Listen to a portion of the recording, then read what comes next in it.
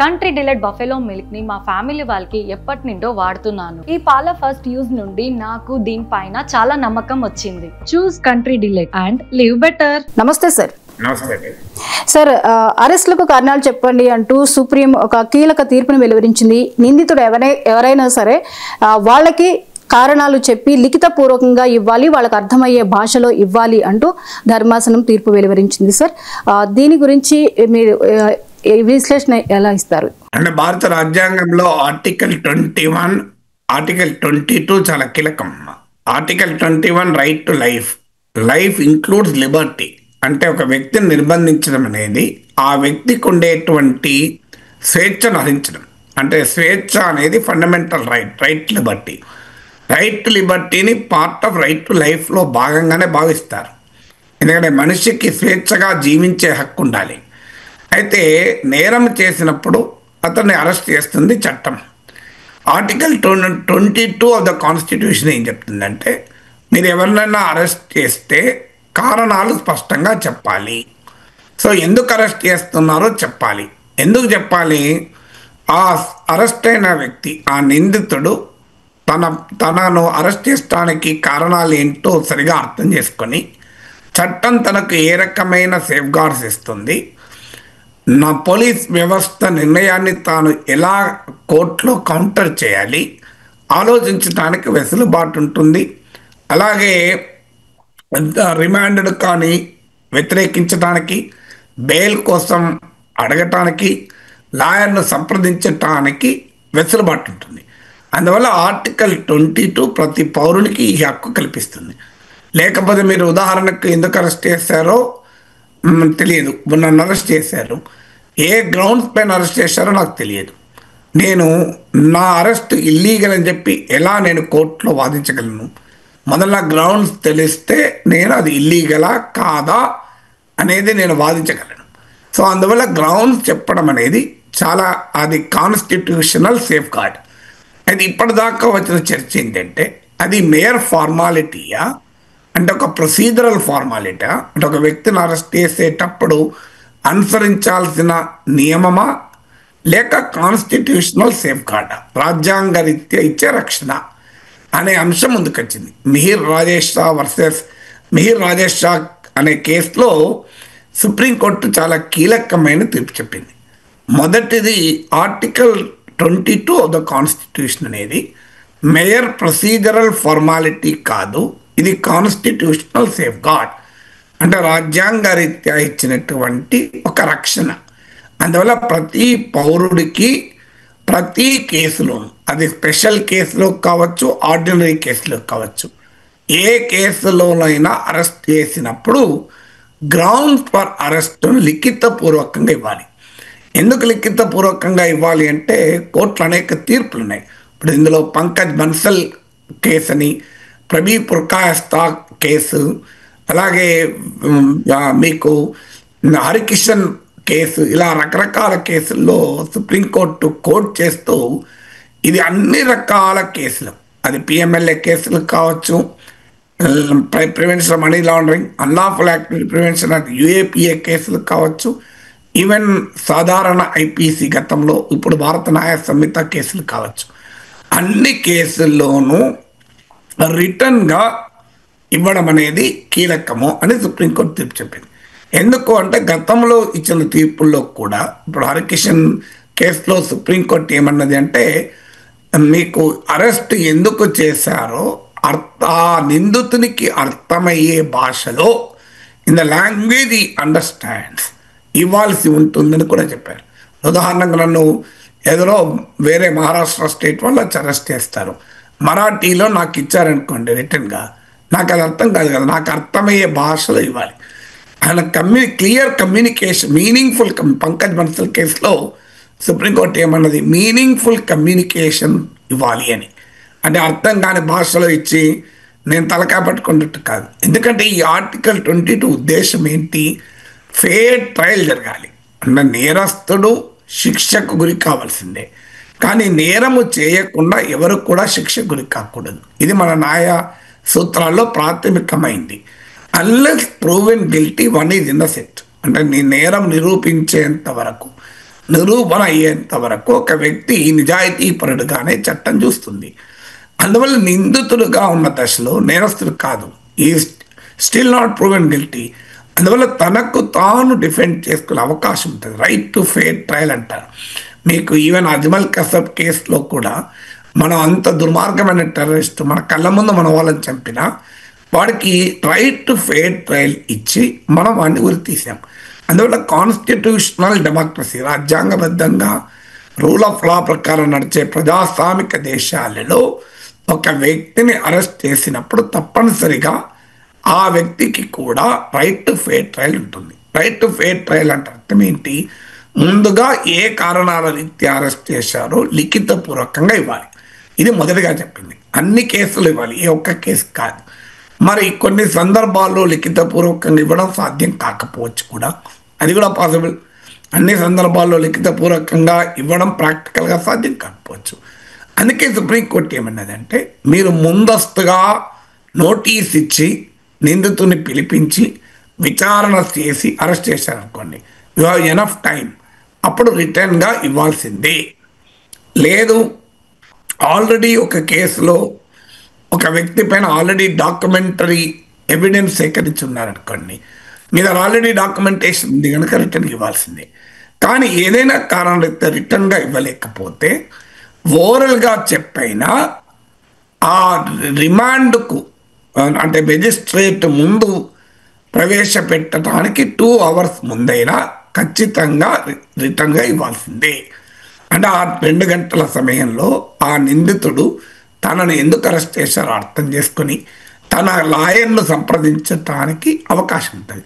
అంటే article 22 the constitution ఏం చెప్తుంది? దేశంలో ఎవరిని అరెస్ట్ చేసినా వితిన్ 24 hours 24 గంటల్లో ట్రావెల్ టైం తీసేస్తే ఆ నిందితుడిని సమీప మెజిస్ట్రేట్ ముందు హాజరుపరచాలి. అందుకని మీరు చూడండి, ఎక్కడ అరెస్ట్ చేసినా అక్కడ స్థానికంగా ఉండే మెజిస్ట్రేట్ ముందు హాజరుపరిచి తీసుకొస్తారు. అంటే దానికి ఎందుకు అంటే ఒక వ్యక్తిని రైట్ టు ఫెయిర్ ట్రయల్ ఉండాలి. ఈ క్రిమినల్ అబ్డక్షన్ లాగా ఉండకూడదు. నేను ఏదో కిడ్నాప్ చేసిన నేరస్తుని అన్నట్టు ఉండకూడదు. లేదా కస్టోడియల్ టార్చర్ చేసే అవకాశం ఉంటుంది. 4 రోజులు 5 రోజులు అలాగే ఉంచుకొని అతని చేత లేని నేరాన్ని కూడా ఒప్పించే అవకాశం ఉంటుంది. అందువల్ల ఫెయిర్ ట్రయల్ నడవాలి అంటే ఖచ్చితంగా 24 గంటల లోపల మెజిస్ట్రేట్ ముందు హాజరుపరచాలి. ఆ హాజరుపరచాలి అంటే మనకి హాజరుపరచడానికి 2 గంటల ముందు రిటర్న్గా ఇవ్వాలి. ఫస్ట్ అరెస్ట్ చేసేటప్పుడు ఓరల్గా ఇవ్వాలి. అరెస్ట్ చేసిన తర్వాత మెజిస్ట్రేట్ ముందు ప్రజెంట్ చేసి 2 hours బిఫోర్ రిటర్న్గా ఇవ్వాలి. ఒకవేళ ఈ నిబంధన కనుక ఉల్లంఘిస్తే ఆ అరెస్ట్ ఇల్లీగల్ అవుతుంది. సో అందువల్ల it's a very big relief for the పౌరులకు. అంటే ఇండిస్క్రిమినేట్గా విచక్షణారహితంగా రాజ్య వ్యవస్థలు వ్యవహరించకుండా పోలీసులకు కూడా చట్టం ఆ నిబంధనలు విధించేలా. ఎందుకంటే మనది ప్రజాస్వామిక రాజ్యం, పోలీసు రాజ్యం కాదు. పోలీసులకు అధికారం ఉంటుంది చట్టం, కానీ చట్టంని ఉల్లంఘించే అవకాశం పోలీసులకు కూడా ఉంది. అందువల్ల మన దేశంలో లా మాత్రమే కాదు, జస్టిస్ కూడా ఉండాలి. అందువల్ల సుప్రీంకోర్టు ఇచ్చినటువంటి ఈ తీర్పు ఆ చట్ట విరుద్ధమైన అరెస్టులు, విచక్షణారహితంగా అరెస్టులు, ఇష్టారాజ్యంగా అరెస్టులు చేయడాన్ని నిరోధించి వ్యక్తికి స్వేచ్ఛను కాపాడటానికి ఎంతగానో ఉపయోగపడుతుంది. సార్, ఏపీలో 100% డేటా ఆధారిత సేవలు అందించాలి అనే ఉద్దేశంతో ఒక స్టెప్ తీసుకోబోతున్నట్లుగా తెలుస్తోంది సార్. అంటే ప్రజల కార్యాలయాలకి పిలవద్దు, 100% ఆన్లైన్ ద్వారా వాట్సాప్ యాప్ల ద్వారా వాళ్ళకి సేవలు అందించాలి, దానికి అందరూ సిద్ధం కావాలి అని చెప్పేసి ఒక సమీక్షలో సీఎం చంద్రబాబు నాయుడు మాట్లాడడం జరిగింది. అంటే ఈ డేటా ఆధారిత సేవలు అందరికీ అందుబాటులోకి తీసుకురావడం వల్ల ఎటువంటి ఫలితాలు ఉంటాయంటారు? ఒకవేళ ఈ యాప్ని ఆన్లైన్ని యూజ్ చేయడం రాని వారి పరిస్థితి ఎలా ఉంటుంది? దీనికి ఆప్షన్ కూడా ఏమైనా ఉండొచ్చు? డేటా ఆధారిత పాలన సేవలు మాత్రమే కాదు, నాకు నేను చూసిన చరిత్ర మేర సేవలు మాత్రమే కాదు, డేటా ఆధారిత పాలన అంటే ప్రభుత్వ సేవలు ఆన్లైన్లో అందించేటప్పుడు ఇవాళ ఆన్లైన్ వాడడం డిజిటల్ డివైడ్ ఉన్నమాట నిజం. మీకు సమాచార సాంకేతిక పరిజ్ఞానం అందుబాటులోను, ఇన్ఫర్మేషన్ టెక్నాలజీ ఇంటర్నెట్ల వినియోగము, ఈ డివైడ్ ఉంది, అంటే తారతమ్యాలు, అసమానతలు ఉన్నాయి. బట్ అదే సమయంలో ఇవాళ దాదాపు వాట్సాప్ వాడని వారు లేరు. అలాంటి వాళ్ళు డిజిటల్ డివైడ్ను ఓవర్కమ్ చేయడానికి వారికి రకరకాల లీగల్ ఎయిడ్ ఉండాలి, అది వేరే ఇష్యూ. డిజిటల్ డివైడ్ ఉంది కదా అని చెప్పి ఆన్లైన్ గవర్నమెంట్స్ను, ఈ గవర్నెన్స్ మనం వ్యతిరేకించకూడదు. ముఖ్యంగా డేటా ఆధారిత పాలన అంటే ఏంటంటే ప్రభుత్వాలు నిర్ణయాలు తీసుకునేటప్పుడు ఖచ్చితమైన సమాచారం ఆధారంగా మీరు నిర్ణయాలు తీసుకోవాలి. ఇవాళ ప్రపంచము మారిపోతుంది, ప్రపంచం మోర్ ట్రాన్స్పరెంట్గా అవుతుంది. ఇప్పుడు చంద్రబాబు నాయుడు టెక్నాలజీ గవర్నెన్స్లో వాడడంలో పైనీరు ఒక రకంగా. ఎందుకంటే మనకు ఉమ్మడి రాష్ట్రంలో కూడా ఈ సేవా కేంద్రాలు పెట్టారు. సో తర్వాత దేశమంతటా అది విస్తరించాయి. ఇప్పుడు వాట్సాప్ గవర్నెన్స్ అంటున్నారు, సో రియల్ టైం గవర్నెన్స్ అని. అందువల్ల ఖచ్చితంగా టెక్నాలజీని గవర్నెన్స్లో వాడడం ద్వారా మెరుగైన పౌర సేవలు ప్రజలకు అందటానికి అవకాశం ఉంటుంది. అందులో ఇప్పుడు ఆర్టిఫిషియల్ ఇంటెలిజెన్స్ వచ్చాక నీకు డేటా ఆధారంగా ప్రజల అవసరాలను, ప్రజల నెసెసిటీస్ను కూడా గుర్తించవచ్చు. సో ఎక్కడ గ్యాప్స్ను ఐడెంటిఫై చేయొచ్చు. అందువల్ల ఈ ఎలక్ట్రానిక్ గవర్నెన్సే కాదు, ఇప్పుడు ఆర్టిఫిషియల్ ఇంటెలిజెన్స్ ఎనేబుల్డ్ గవర్నెన్స్ కూడా ఉండవచ్చు. సో అందువల్ల ఇప్పుడు ఉదాహరణకు ఒక ట్రాఫికే తీసుకుందాం. ఒక చోట మీరు ట్రాఫిక్ సిగ్నల్స్ పెట్టాలా వద్దా? అవసరం ఉన్న చోట ట్రాఫిక్ సిగ్నల్ పెట్టకపోతే మీకు ప్రమాదాలు జరిగే అవకాశం ఉంటుంది. అవసరం లేని చోట ట్రాఫిక్ సిగ్నల్ పెట్టారనుకోండి, ప్రజలకు ఇన్కన్వీనియన్స్ అవుతుంది.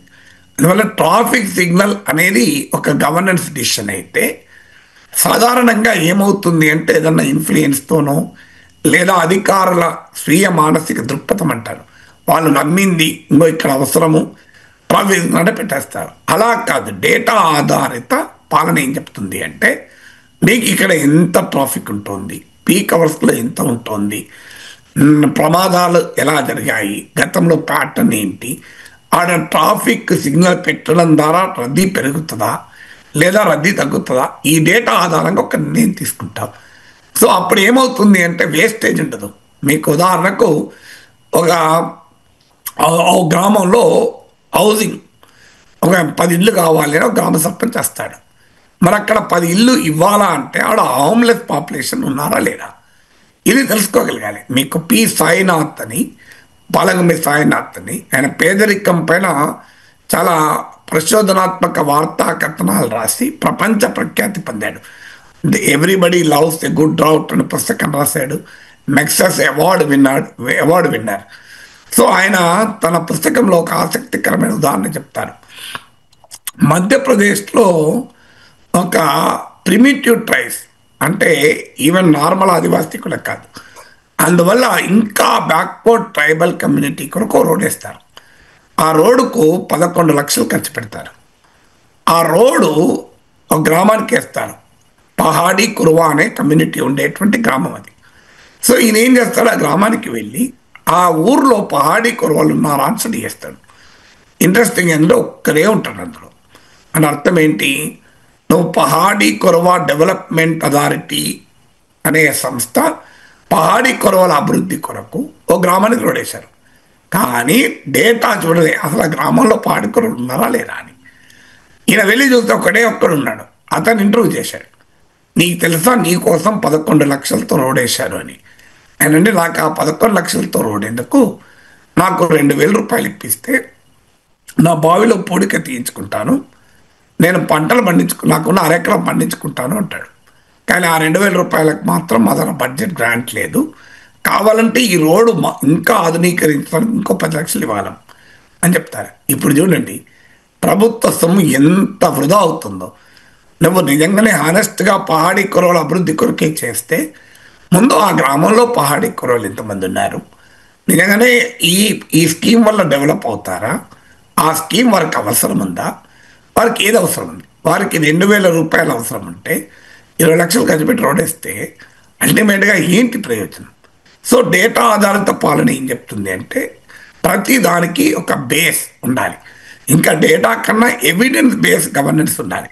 Data is not always evidence, data is not always knowledge.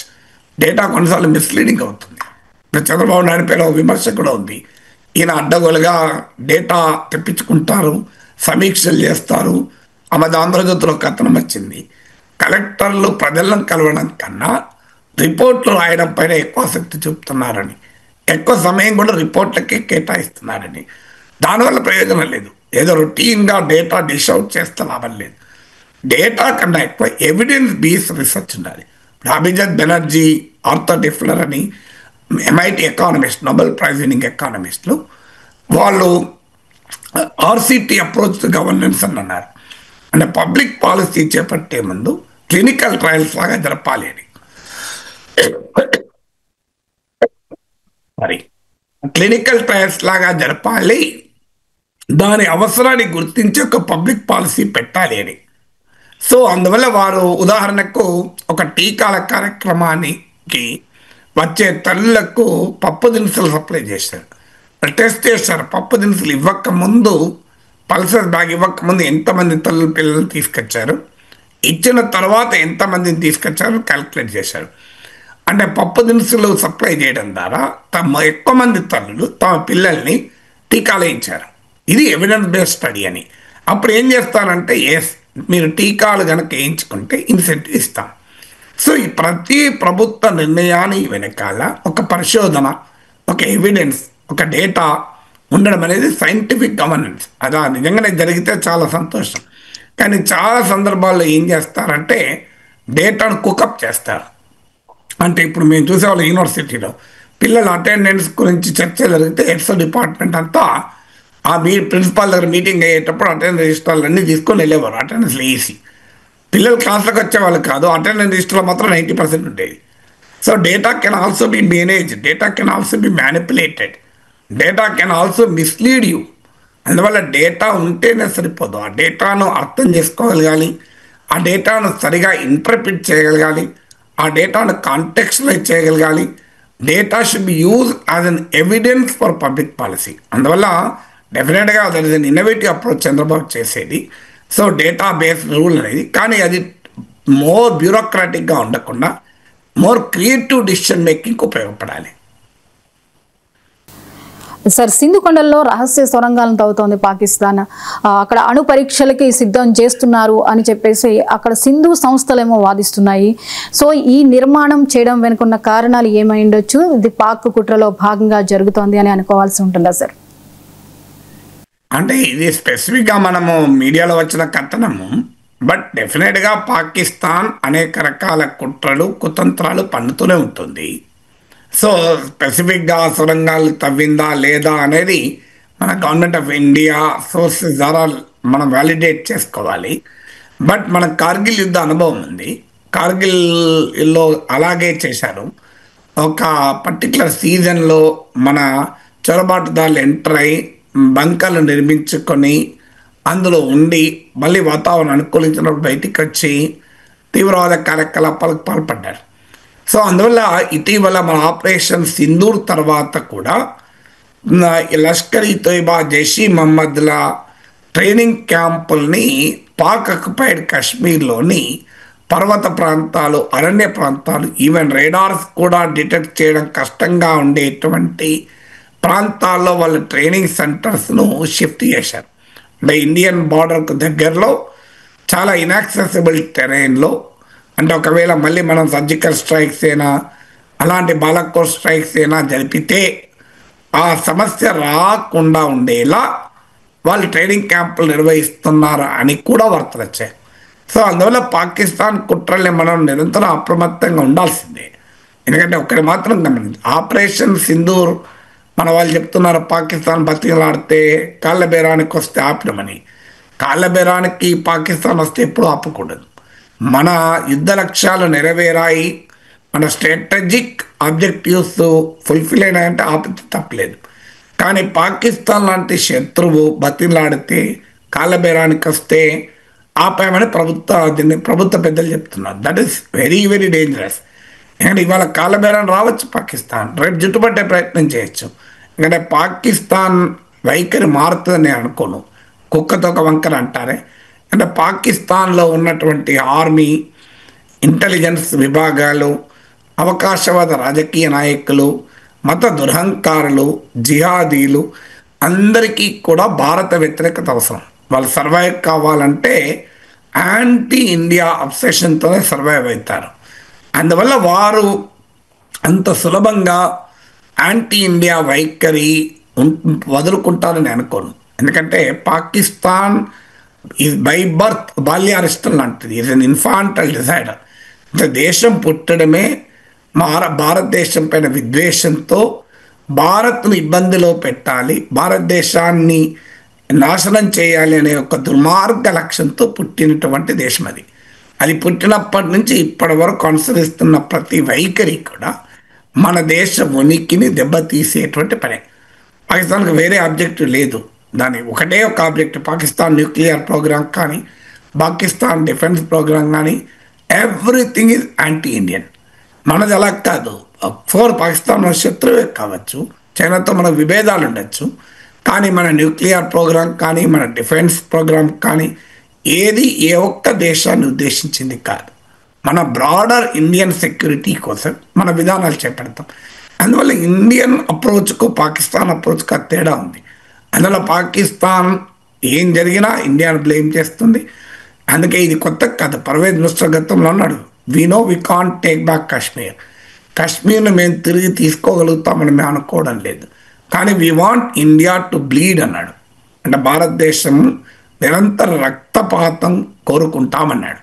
అంటే పాకిస్తాన్ మిలిటరీ లీడర్షిప్ అంటే 1000 కట్స్ పాలసీ అంటారు. ఇండియా పైన 1000 కట్స్ 1000 కట్స్ విధించాలి అని. సో వాళ్ళ అప్రోచ్లోనే సమస్య ఉంది. ఇండియాతో సంబంధాలు పెరుగుపరుచుకోవాలి, దానివల్ల తమ దేశం బాగుపడుతుందనే సోయి పాకిస్తాన్ పాలకులకు ఎప్పుడూ లేదు. కారణం ఏంటంటే పాకిస్తాన్లో ప్రజలు ఎన్నుకున్న ప్రజాస్వామిక పాలకులు ఎప్పుడూ రాలే. వచ్చింది మిలిటరీ ప్రత్యక్షంగానే పాలించారు, లేదా ఇప్పట్లాగా పరోక్షంగానే పాలిస్తున్నారు. అందువల్ల మిలిటరీ, పాలిటిక్స్, ఇంటెలిజెన్స్, జిహాదీ ఇవన్నీ మిక్స్ అయి ఉంటుంది. ఇప్పుడు ఈవెన్ అసీం మునీర్ పాకిస్తాన్ ఆర్మీ చీఫే ఒక పెద్ద జిహాదీ. ఆయన మాట్లాడే భాష చూస్తే మనకు అర్థమవుతుంది. అందువల్ల పాకిస్తాన్ నిరంతరం కుట్రలు పన్నుతూనే ఉంటుంది. అందువల్ల ఇది కరెక్ట్గా సింధు ప్రాంతంలో ఏం చేస్తుంది అనేది నేను కాదు వ్యాలిడేట్ చేయాల్సింది, భారత ప్రభుత్వం వ్యాలిడేట్ చేయాలి. కానీ ఇలాంటి కుట్రలు చేస్తుందని దానికి ప్రాతిపదిక చెప్పాను. పైగా ఇటీవల పరిణామాల్లో పాకిస్తాన్ నమ్మేది ఏంటంటే మేము భారత్ పైన డిప్లొమాటిక్ సుపీరియారిటీ సాధించాం. ఎందుకంటే మనకు అమెరికా కలిసి రాలే, చైనాకు పాకిస్తాన్కి ఎలాగో నెక్సెస్ ఉంది. ప్రపంచంలో ఏ బలమైన దేశము ఆపరేషన్ సింధూర్ సమయంలో భారత్కు బహిరంగంగా మద్దతు ఇవ్వలే. కానీ ఇందుకు భిన్నంగా పాకిస్తాన్ మీరు చూడండి, తుర్కీ మద్దతు పొందింది.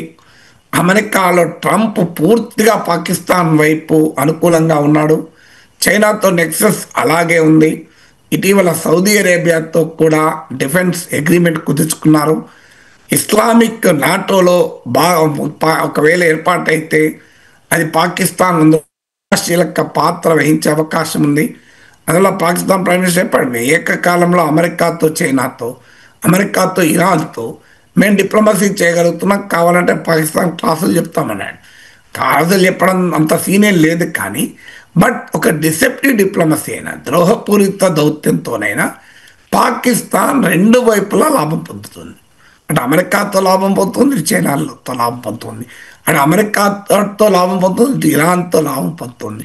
అంటే అమెరికాతో ఫైట్ చేస్తా లాభం పొందుతుంది, ఇస్లామిక్ దేశాలతో కూడా లాభం పొందుతుంది. ఈవెన్ ఇటీవల రష్యాతో కూడా మిలిటరీ కొనుగోలు ఒప్పందాల వైపుగా కూడా వెళ్ళింది. అందువల్ల దీంతో పాకిస్తాన్ మరింతగా బరితెగించింది. తనకు తిరుగులేదు, ట్రంప్ అండదండలు ఉన్నాయి, ప్రపంచం ప్రేక్షక పాత్ర పోషిస్తుంది, ఇక తాము పెట్టరేగిపోయినా చెల్లరేగిపోయినా ఏమీ కాదు అనే ధోరణి పాకిస్తాన్లో కనబడుతోంది. దీనికి తోడు తనకు న్యూక్లియర్ వెపన్స్ ఉన్నాయి కనుక ఇండియా ఒక పాయింట్ దాటి రాదు అని గతంలో కూడా మొదటి నుంచి పాకిస్తాన్ అదే చెప్పింది, ఇప్పటికీ కూడా నమ్ముతుంది బియాండ్ పాయింట్. అందుకే ట్రంప్ యుద్ధం ఆపాడు, న్యూక్లియర్ వార్ జరగకుండా అని చెప్తుంటే పాకిస్తాన్ నిజమే అని జయజయదానాలు పలుకుతూ నోబెల్ బహుమతి కూడా పాకిస్తాన్ అమెరికాను సపోర్ట్ చేసింది. అందువల్ల ఇటీవల మళ్ళీ సౌదీ అరేబియాతో కుదిరిన నాటో తరహా ఒప్పందము, ఆ ట్రంప్తో పెరిగిన స్నేహము, ఈ నేపథ్యంలో పాకిస్తాన్లో ఆ అగ్రెసివ్నెస్ ఉండే ప్రమాదం కూడా ఉంది. అందువల్ల గ్లోబల్ కాంటెక్స్ట్ చూసినా, రీజనల్ కాంటెక్స్ట్ చూసినా ఇండియా చాలా జాగ్రత్తగా ఉండాలి పాకిస్తాన్ తాజా కుట్రల పట్ల అనేది అర్థమవుతుంది. అందులో పాకిస్తాన్ అంతర్గతంగా కూడా సంక్షోభాన్ని ఎదుర్కొంటోంది. ఆల్రెడీ అటువైపు ఆఫ్ఘనిస్తాన్ బార్డర్లో తాలిబాన్లతో ఘర్షణలు జరుగుతున్నాయి. తెహ్రీక్ తాలిబాన్ పాకిస్తాన్ ఖైబర్ పఖ్తూన్ఖ్వా రాష్ట్రంలో పాకిస్తాన్ ఆర్మీని వెంబడించి చంపుతోంది. మీకు బెలూచ్ లిబరేషన్ ఆర్మీ పాకిస్తాన్ ఆర్మీకి నిద్ర లేకుండా చేస్తోంది. మీకు పిఓకేలో ప్రజలు తిరగబడుతున్నారు. పంజాబ్ సింధుల మధ్య నీటి తగాదాలు పెరిగాయి. ఈ గందరగోళం నుంచి ప్రజల దృష్టిని మళ్లించాలన్నా, తమ ప్రజలు తమకు వ్యతిరేకంగా తిరగబడకుండా జాగ్రత్త పడాలంటే ఇండియాను శత్రువుగా చూపడం అనేది పాకిస్తాన్ పాలక వర్గానికి అవసరం. అందువల్ల కూడా పాకిస్తాన్ ఇలాంటి కుట్రలు పడే అవకాశం ఉంది. సో డెఫినెట్గా ఇది ఇప్పుడు మన సింధు నదీ ప్రాంతంలో ఏం చేస్తుంది specific information government of India validate చేయాలి. బట్ రియాలిటీ అంటే పాకిస్తాన్ ఏ రకమైన కుట్రలైనా పండుతుంది అన్నది మాత్రం వాస్తవం. జరిగే ఛాన్సెస్ కనిపిస్తున్నాయి సార్. బీసీ నేతను మరో ఉప ముఖ్యమంత్రిగా చేసే యోచనలో ఉన్నట్లుగా తెలుస్తోంది. అలాగే గనక జరిగితే టీపీసీసీ చీఫ్ మహేష్ కుమార్ గౌడ్కి అవకాశం దక్కే ఛాన్సెస్ ఉన్నాయి అంటున్నారు. సో ఇది జరిగితే టీపీసీసీగా కొత్త వారు వచ్చే ఛాన్సెస్తో పాటు కొంతమంది మంత్రి పదవులకి ముప్పు వాటిల్తుంది అన్నటువంటి డిస్కషన్స్ కూడా నడుస్తున్నాయి. ఏం జరగబోతుంది సార్? అంటే కాంగ్రెస్ పార్టీలో మొదటి నుంచి ఇలాంటి వార్తలు ఇప్పుడు మంత్రివర్గ ఇస్తాను ఎన్ని రోజుల నుంచి వింటున్నాం. ఇప్పుడు 2 ఏళ్ళు అయిపోయింది. ఇప్పటికీ ఇంకా కొన్ని పోస్టులు ఖాళీగానే ఉన్నాయి. ఇటీవల జూబ్లీహిల్స్ ఉప ఎన్నిక సందర్భంగా అజారుద్దీన్ తీసుకున్నారు. మీకు కాంగ్రెసే కాదు, ఈవెన్ కేసీఆర్ ముఖ్యమంత్రి అయినప్పుడు సెకండ్ టైం అయితే చాలా రోజుల పాటు ఇద్దరే అయినా మహమూద్ అలీ తప్ప మా క్యాబినెట్నే ఏర్పాటు చేయలే. అలా రాజకీయ పార్టీల సభ ఒక ప్రాంతీయ పార్టీ అలా ఉంటే అనేక పుల్స్ అండ్ ప్రెషర్స్ ఉండేటువంటి మీకు కాంగ్రెస్ పార్టీలో జాతీయ పార్టీలు ఇంకెలా ఉంటుంది చెప్పండి మీరు. సో అందువల్ల this is part of Congress political culture. ఎందుకంటే ఆస్పిరెంట్స్ నిరంతరం ఉంటారు, పదవులు తక్కువ, ఆశావాహులు ఎక్కువ, అనేక కులాల మధ్య జిల్లాల మధ్య బ్యాలెన్స్ చేయాలి. కాంగ్రెస్ పార్టీ అయినప్పుడు వర్గాల మధ్య కూడా బ్యాలెన్స్ చేయాలి. సో ఈ కులము, వర్గము, ప్రాంతము వీటన్నిటిని బ్యాలెన్స్ చేస్తూ ఉండాలి. దానికి తోడు పార్టీని మళ్ళీ గెలిపించడం అది కూడా కీలకమవుతుంది. అంటే వ్యూహాత్మకంగా కొంతమందికి ఇవ్వాల్సి ఉంటుంది. ఇప్పుడు అజారుద్దీన్ వ్యూహాత్మకంగా ఇచ్చారు ముస్లిం ఓటర్ను అట్రాక్ట్ చేయాలి అని. ఇప్పుడు సామాజిక న్యాయం అంటున్నారు కనుక బీసీలకు పెద్దపీట వేయాలి కనుక ఇటీవల సీనియర్లైన రాజగోపాల్ రెడ్డి, సుదర్శన్ రెడ్డి, ప్రేమ్ సాగర్ రావు లాంటి వాళ్ళకి కూడా డినై చేసి కొంతమందికి ఇవ్వాల్సి వచ్చింది. అఫ్కోర్స్ వాళ్ళు కూడా కాంగ్రెస్లో చాలా కాలంతో ఉన్నప్పటికీ కూడా ఈ సామాజిక న్యాయం అనేటువంటి రాజకీయ వ్యూహంలో భాగంగా మీకు శ్రీహరికి, లక్ష్మణ్ కుమార్ ఇలాంటి వాళ్ళందరికీ కూడా పదవులు వచ్చాయి. సో ఈ సోషల్ ఇంజనీరింగ్ చేయాల్సి వస్తుంది. సో ఇలా ఇప్పుడు ఇటీవల సుదర్శన్ రెడ్డికి, ప్రేమ్ సాగర్ రావుకు అకామిడేట్ చేశారు క్యాబినెట్ హోదా ఇచ్చి. ఎందుకంటే సుదర్శన్ రెడ్డి ముఖ్యమంత్రి రేవంత్ రెడ్డికి సన్నిహితుడు, ప్రేమ్ సాగర్ రావు ఉప ముఖ్యమంత్రి బట్టి విక్రమార్క సన్నిహితుడు. ఆదిలాబాద్లో బలమైన నాయకుడు ప్రేమ్ సాగర్ మొదటి నుంచి కాంగ్రెస్ పార్టీని పట్టుకొని ఉన్నాడు. సో ఆదిలాబాద్, నిజామాబాద్లకు ప్రాతినిధ్యం ఇవ్వాలంటే వీళ్ళకి ఇవ్వాలి. కానీ కాస్ట్ కాంబినేషన్ అడ్జస్ట్ అవుతలేదు. ఇప్పుడు రాజగోపాల్ రెడ్డికి ఇవ్వకపోతే ఆయన తిరుగుబాటు చేస్తున్నాడు. ఆయన కాంగ్రెస్ పార్టీ ప్రామిస్ కూడా చేసింది. ఆయన రాజగోపాల్ రెడ్డి కాంగ్రెస్ పార్టీలోకి రావడం అసెంబ్లీ ఎన్నికలకు ముందు ఒక మేజర్ పరిణామం. రాజగోపాల్ రెడ్డి దానివల్లనే కాంగ్రెస్ గెలిచిందని అనొచ్చు. నేను అక్కడ దాకా వెళ్ళడం లేదు, కానీ డెఫినెట్గా రాష్ట్ర రాజకీయాలపైన కొంత ప్రభావం చూపినటువంటి పరిణామం అది. ఆ సమయంలో కాంగ్రెస్ హైకమాండ్ స్పష్టమైన హామీ ఇచ్చింది, క్యాబినెట్లోకి తీసుకుంటాం మేము అధికారంలోకి వస్తాయని. కానీ ఆయనకు పేరు చెప్పి, జిల్లా పేరు చెప్పి, కులం పేరు చెప్పి ఆయన ఆపుతున్నారు. ఆయన వాదన ఏంటంటే మరి పార్టీలో చేర్చుకున్నప్పుడు ఇవన్నీ గుర్తు రాలేదా అని. సో కుటుంబంలో 2 ఉన్నారన్న రూల్ నాకే ఎందుకు వర్తిస్తుంది, అందరికి వర్తిస్తుందా దేశంలో అని ఆయన ప్రశ్నిస్తున్నాడు. సో ఆయనను సాటిస్ఫై చేయాల్సి ఉంటుంది. బహుశా ఆయనను సాటిస్ఫై చేయడానికి అడ్డంకిగా ఉన్న సుదర్శన్ రెడ్డికి క్యాబినెట్ హోదా ఇచ్చినట్టు కనబడుతున్నారు. దీనివల్ల రాజగోపాల్ రెడ్డికి లైన్ క్లియర్ అయినా ఆశ్చర్యపడాల్సింది ఏమీ లేదు. సో ఇలా ఇప్పుడు రకరకాల social combinations, Mahesh Kumar Goud PCC అధ్యక్షుడే కాకుండా ఆయన ఎమ్మెల్సీ బీసీ సామాజిక వర్గానికి చెందినవారు, ముఖ్యమంత్రితో కూడా సాన్నిహిత్యం ఉన్నటువంటి నాయకుడు కనుక ఆయన తీసుకున్న బీసీ ఎమ్మెల్యేలు తక్కువ మంది ఉన్నారు. మీరు బీసీలో ఓటర్లు ఎక్కువ కానీ ఎమ్మెల్యేలు తక్కువ. కాంగ్రెస్ పార్టీలో మెజారిటీ ఎక్కువ మంది ఎమ్మెల్యే రెడ్లు ఉంటారు. సో అందువల్ల ఎమ్మెల్యేల్లో మంత్రి పదవి ఇవ్వడానికి ఇబ్బందిగా ఉన్నప్పుడు ఎమ్మెల్సీగా ఉన్న మహేష్ కుమార్ గౌడ్కి అకామిడేట్ చేయడం ద్వారా బీసీ కోటాను మరింతగా భర్తీ చేయడానికి అవకాశం ఉంటుంది. దీనికి తోడు ఇటీవల కొంతమంది మంత్రుల ప్రవర్తన సరళి కూడా కాంగ్రెస్ పార్టీకి చాలా ఇబ్బందిని తెచ్చింది. అందులో కొండా సురేఖ ఎపిసోడ్ మనం చూసాం. అలాగే మీకు లక్ష్మణ్ కుమార్ వర్సెస్ పొన్నం ప్రభాకర్ మధ్య జరిగిన ఘర్షణ చూసాం. జూబ్లీ ఎన్నికల సమయంలో అది పార్టీని బాగా దెబ్బతీసిన ఎపిసోడ్స్. దానివల్ల కూడా హైకమాండ్ కాస్త అసహనంతో కూడా ఉండొచ్చు. దీనికి తోడు స్థానిక సంస్థల ఎన్నికలు రాబోతున్నాయి. సో అందువల్ల స్థానిక సంస్థల ఎన్నికలు అయినాకనే కాంగ్రెస్లో భారీ మార్పు ఉండొచ్చు. ముందు రెండో పాసిబిలిటీ, ముందే మార్పులు చేసి స్థానిక సంస్థలకు వెళ్ళడం ఒక పద్ధతి. రెండోది ఆశావాళ్ళందరికీ కాస్త ఉత్సాహం ఉండేలా మీరు స్థానిక సంస్థల్లో గెలిచిరండి, స్థానిక సంస్థల్లో మీ పర్ఫార్మెన్స్ బట్టి మీకు పదవులు ఇస్తాము అని టార్గెట్ ఇవ్వచ్చు. సో అందువల్ల ఇట్ ఈస్ పాసిబుల్. సో కాంగ్రెస్లో భారీ మార్పు అప్పటికి స్థానిక సంస్థలు అయిపోయే నాటికి సగం మిట్టం అయిపోతుంది కాంగ్రెస్ ప్రభుత్వానికి.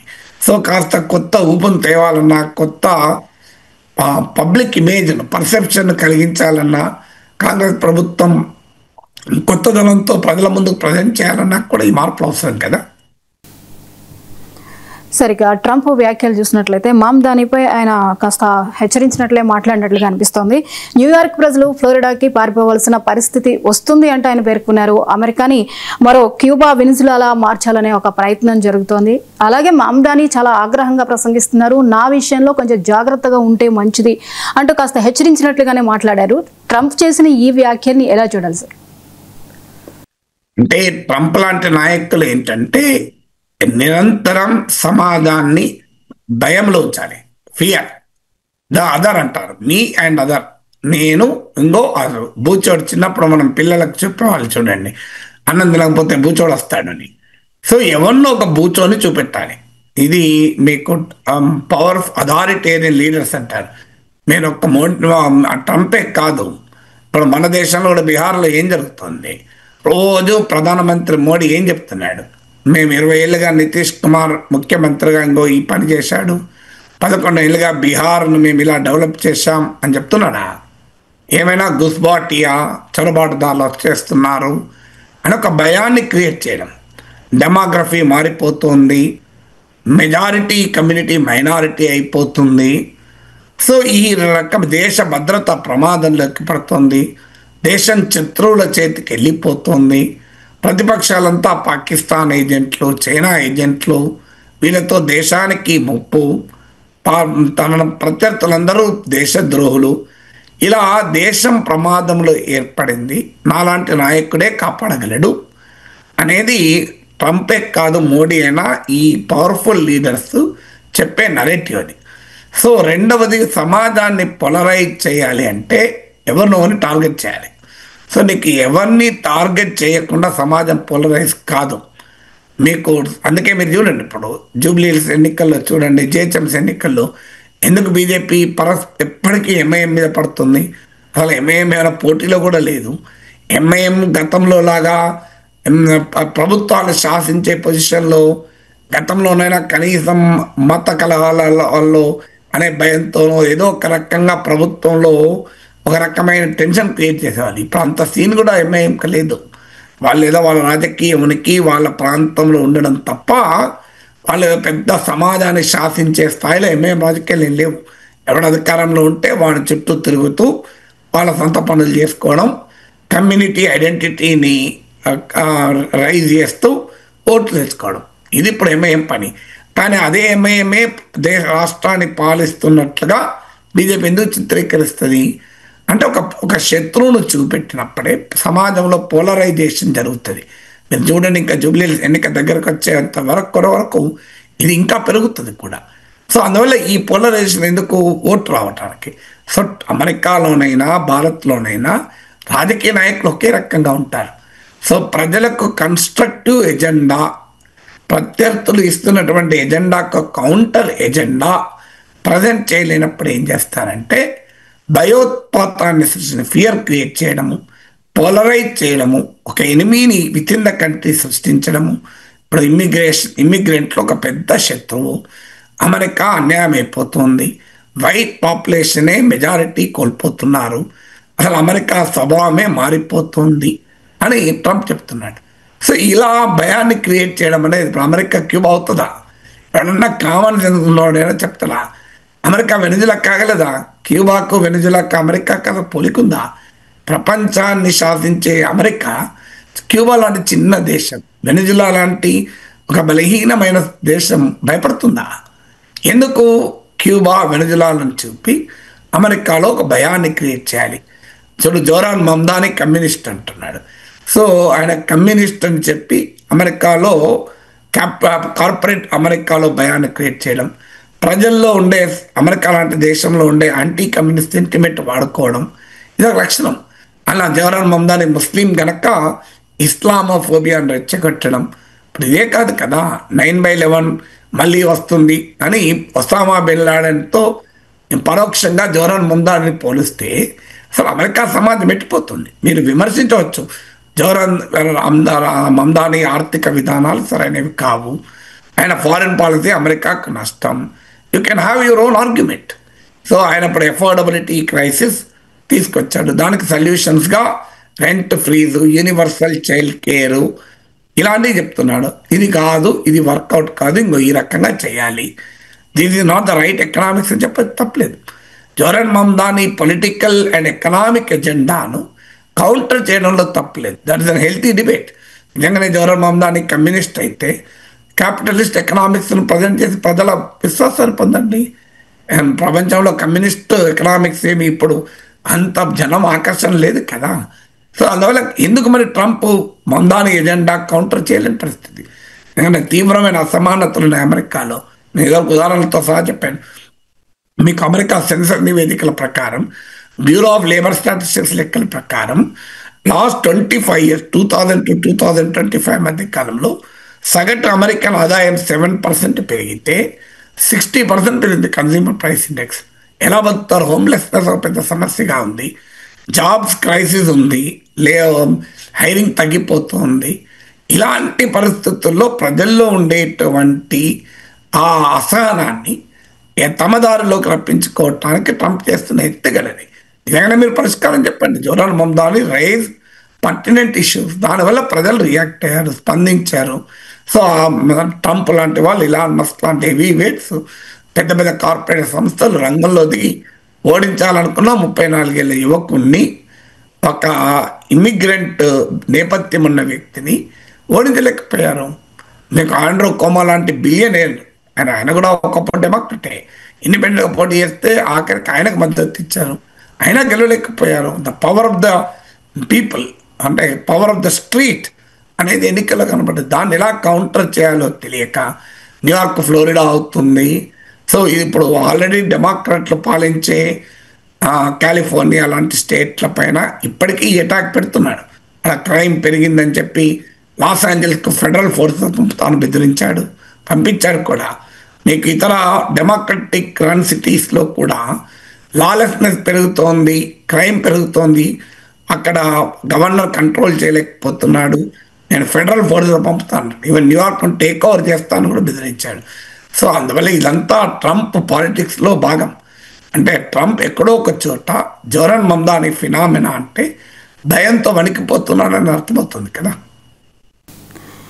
సార్, ఇక కేటీఆర్ ఒక ఇంటర్వ్యూలో ప్రస్తావించడం జరిగింది, జూబ్లీ హిల్స్ ఫలితం ప్రభుత్వంపై ఒక రిఫరెండం, ఓడిపోతామనే భయంతోనే సీఎం గల్లీలు సైతం తిరిగి ప్రచారం చేస్తున్నారు అంటూ ఆయన మాట్లాడడం జరిగింది. సార్, ఈ వ్యాఖ్యలు ఎలా చూడొచ్చు? ఏ ఎన్నిక మన దేశంలో రెఫరెండం కాదు. ఇప్పుడు దేనికి రెఫరెండం? ఒకటి, రాష్ట్రంలో కాంగ్రెస్ అధికారంలో ఉంది, అందువల్ల కాంగ్రెస్ అధికారంలో ఉంది కనుక ఇప్పుడు జూబ్లీ హిల్స్లో ఇది కాంగ్రెస్ ప్రభుత్వ పాలన పైన రెఫరెండమా? లేదు, ఇది బీఆర్ఎస్ సిట్టింగ్ సీటు. ఇప్పుడే కాదు, 2014, 2019, 2023 అఫ్కోర్స్ తర్వాత పార్టీలోకి చేరినా ఏదైనా అట్ ప్రజెంట్ అయితే బీఆర్ఎస్ సిట్టింగ్ సీట్ ఇది. మరి తమ సిట్టింగ్ సీటు బీఆర్ఎస్ది కనుక ఆ స్థానిక ఎమ్మెల్యే లేకపోయినా ఆ కుటుంబ సభ్యురాలు పోటీ చేస్తున్నారు కనుక మరి ఇది ఆ బీఆర్ఎస్ సిట్టింగ్ సీట్ కనుక బీఆర్ఎస్ పైన రెఫరెండమ్ ఇది. మూడోది ఇది లోక్సభ సెగ్మెంట్ బీజేపీ చేతిలో ఉంది. కిషన్ రెడ్డి గెలిచాడు ఇక్కడి నుంచి. అందువల్ల కిషన్ రెడ్డి లోక్సభ సెగ్మెంట్లో జరుగుతున్న ఎన్నిక కనుక బీజేపీ పైన ఇదేమైనా రెఫరెండమా? ఎందుకంటే బీజేపీ కూడా మీకు హైదరాబాద్లో అన్ని సీట్లు గెలుచుకుంది కదా, ఎక్సెప్ట్ హైదరాబాద్. సికింద్రాబాద్ గెలిచింది, మల్కాజ్గిరి గెలిచింది, చేవెళ్ళ గెలిచింది. మరి హైదరాబాద్లో బీజేపీ తన సత్తా చూపెట్టింది లాస్ట్ ఎలక్షన్స్లో, లోక్సభ ఎలక్షన్స్లో. మరి బీజేపీకి బలం అందరం జిహెచ్ఎంసీ ఎన్నికల్లో కూడా బీజేపీ బెటర్ పర్ఫార్మ్ చేసింది. అందువల్ల మరి బీజేపీకి రెఫరెండం ఎక్కడ ఎవరికి అనే క్వశ్చన్ వస్తుంది కదా. అయినా దేశంలో అనేక అనుభవాలు ఉన్నాయి మీకు, మన రాష్ట్రంలో ఉన్నాయి. నేను చాలా ఉదాహరణలు కూడా చెప్పాను మీకు. హుజరాబాద్ బై ఎలక్షన్లో కాంగ్రెస్కి 3,000 ఓట్లు వచ్చాయి. మీకు దుబాకా బై ఎలక్షన్స్లో కాంగ్రెస్ డిస్టెంట్ థర్డ్, రెండిట్లో బీఆర్ఎస్ను ఓడించి బీజేపీ ముందుకు వచ్చింది. జిహెచ్ఎంసీ ఎన్నికల్లో 2 సీట్లు వచ్చాయి. మల్కాజ్గిరి ఎంపీగా కాంగ్రెస్ అభ్యర్థి రేవంత్ రెడ్డి ఉన్నప్పటికీ కూడా మీకు హుజూర్ నగర్లో ఉత్తమ్ కుమార్ రెడ్డి రిప్రజెంట్ చేసిన సిట్టింగ్ సీట్ కాంగ్రెస్ ఓడిపోయింది. నాగార్జున నగర్లో మీకు జానారెడ్డి లాంటి హెవీ వెయిట్ ఓడిపోయారు. ఏమైనా అక్కడ కట్ చేస్తే అసెంబ్లీ ఎన్నికల్లో కాంగ్రెస్ పార్టీ అధికారంలోకి రాలేదా? సో ఏం చెప్దామని దీనికి. సో అందువల్ల మీకు ఇటీవల మన లాస్ట్ 2 ఎలక్షన్స్ చూడండి. 2023 అసెంబ్లీ ఎలక్షన్స్లో బీజేపీకి 14% ఓటింగ్ వచ్చింది. లోక్సభ ఎలక్షన్లో 35% ఓటింగ్ వచ్చింది. 21% ఓటింగ్ పెరిగింది. బీఆర్ఎస్ ఓటింగ్ అసెంబ్లీ ఎన్నికల్లో 37% వచ్చింది. లోక్సభ ఎన్నికలకైతే 17% పడిపోయింది. 20% ఓటింగ్ పడిపోయింది. ఒక ఎన్నికకు మరో ఎన్నికకు మధ్య టైం గ్యాప్ తీస్తే ఫ్యూ మంత్స్, కానీ 20% తేడా వచ్చింది. మరి ఏం చెప్తుంది దానికి? మహారాష్ట్రలో లోక్సభ ఎన్నికల్లో ఎన్డీఏ 17 సీట్స్ గెలుచుకుంది. మీకు మహాగఠబంధన్ 30 సీట్లు గెలుచుకుంది. అలా మీకు మహారాష్ట్రలో ఉన్నటువంటి ఇండియా కూటమి అలయన్స్ మహావికాస్ అఘాది. కానీ అసెంబ్లీ ఎన్నికలకు వచ్చారు మళ్ళీ బీజేపీ గెలిచింది. హర్యానాలో లోక్సభ ఎన్నికల్లో కాంగ్రెస్ బీజేపీ చేరి 5 సీట్లు గెలుచుకుంది. అసెంబ్లీ ఎన్నికలకు వచ్చేవరకు మళ్ళీ బీజేపీ గెలిచింది. సో అందువల్ల మన దేశంలోనే ఇన్ని ఉదాహరణలు ఉన్నాయి కదా. ఒకే ఎన్నిక మరో ఎన్నిక అసలు పోలికే ఉండదు. ఎన్నికలకు కూడా పరిస్థితులు మారిపోతాయి దేశంలో. అందువల్ల అందులో ఒక ఉప ఎన్నిక ఎంత ప్రతిష్టాత్మకమైన అది ఎప్పుడూ రెఫరెండం కాదు. అనేక ఫ్యాక్టర్లు ప్రభావితం చూపెట్టినప్పుడు రాష్ట్ర ప్రభుత్వ పనితీరు పైన సంతృప్తి ఉందా అది కూడా ఒక అంశంగా ప్రభావితం చూపలేదు కాదు. అది కూడా ఒకవేళ ప్రభుత్వానికి వ్యతిరేకంగా ఓటు వేయాలంటే 2 రకాల మళ్ళీ ఓటింగ్ ఉంటుంది. ఒకటి, ఈ ప్రభుత్వం ఎట్టి పరిస్థితుల్లో ఉండకూడదని కోపంతో ఓటేయడం వేరు. ప్రభుత్వం పట్ల అసంతృప్తి ఉంది కానీ ఈ ప్రభుత్వం పోకూడదు, కాస్త షాక్ ఇస్తే సరిగా వ్యవహరిస్తుంది అనే భావన ఉన్నప్పుడు కూడా అధికార పార్టీ వ్యతిరేకంగా ప్రజలు ఓట్లేస్తారు. దాని డజంట్ మీన్ అధికార పార్టీని ఓడించాలి ఉన్నట్టు కాదు. దక్కా తగలాలి, ఒకసారి తగిలితేనే సరిగ్గా సోయితో ఉంటారు అని కూడా అనుకోవచ్చు కదా ప్రజలు. అందువల్ల వెరీ డిఫికల్ట్. ఎప్పుడు ఎన్నికల్ని రెఫరెండంగా మనం చూడలేము. Right sir, thank you so much sir.